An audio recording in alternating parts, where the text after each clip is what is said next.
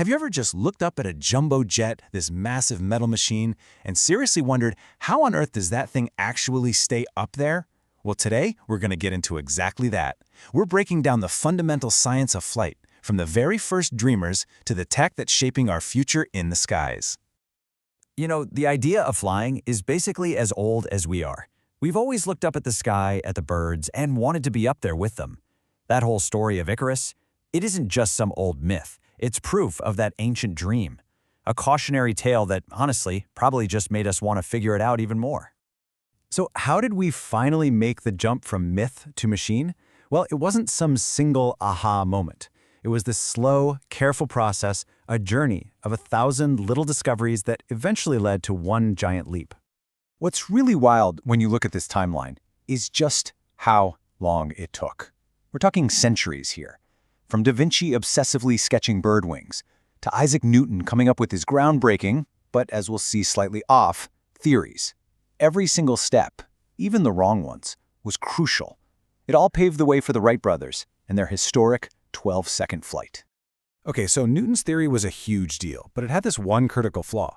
It basically made air resistance seem like a much bigger problem than it is. See, he kind of pictured air as these tiny particles just slamming into a wing.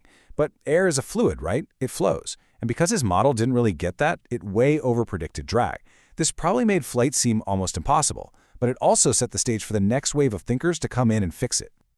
But the real game changer, the thing that truly unlocked it all, wasn't a new engine or a fancier wing. It was a completely new way of thinking about the problem of flight itself. It was about cracking the code. And the person who did it was Sir George Cayley. This is the guy.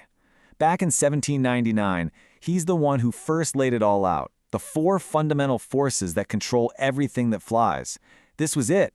This was the blueprint, the key that finally unlocked the door to the sky. So what are these 4 forces? Let's dive in and break them down, because if you understand these, you really understand the secret sauce of flight. These are the invisible hands that make it all happen. It all comes down to a perfect balance, a delicate dance between 4 opposing forces: weight, lift, drag, and thrust. Think of it like a constant tug of war.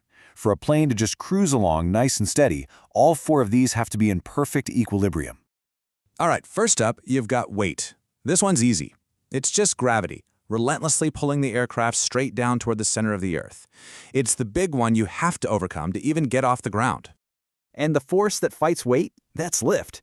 This is where the magic really happens. That curved shape of a wing forces the air to travel faster over the top surface than the bottom. This creates a difference in pressure, and that tiny difference multiplied over the huge surface of the wings generates this massive upward force. But, moving through the air isn't free. There's a price, and that price is called drag. It's the force of air resistance that's constantly trying to slow the plane down. It's like trying to run through water. The air is always pushing back. And to fight back against drag, you need one more thing. Thrust.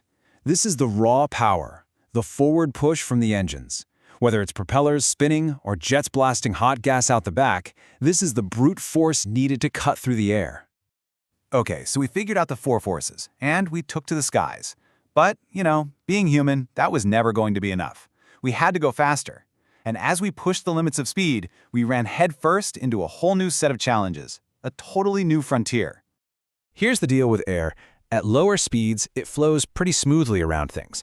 But as you get closer and closer to the speed of sound, it's like the air molecules just can't get out of the way fast enough. They start to pile up and compress, creating these powerful shock waves. It's a whole different ballgame. This compression effect creates a couple of huge problems. The first is something called wave drag. It's this sudden, massive spike in resistance from those shock waves. It can feel like hitting a brick wall. The other big one is the critical Mach number. That's a tricky speed where parts of the wing can suddenly go supersonic and lose lift, which, as you can imagine, is not good. So to manage all this, engineers had to break flight down into different regimes, because the rules of physics are totally different in each one. You've got subsonic, transonic, which is that tricky zone around the sound barrier, then supersonic, and way out there, hypersonic. It's like learning a new sport for each one. But here's what's so cool. These principles we've been talking about, they're not just for planes. Aerodynamics is working all around us, in places you probably never even think about. I mean, seriously, just think about the car you drive. That sleek shape isn't just for style points. Nope, that's pure aerodynamics at work, designed to reduce drag and save you fuel. A sailboat's sail? That's basically a vertical wing, using these same forces to catch the wind.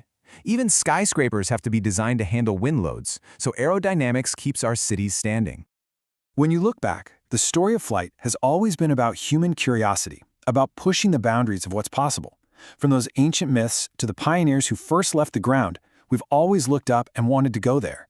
And now, as we're looking at hypersonic travel and, flying cars, urban air mobility, becoming a reality, it just makes you wonder, what's the next big secret the sky is waiting for us to discover?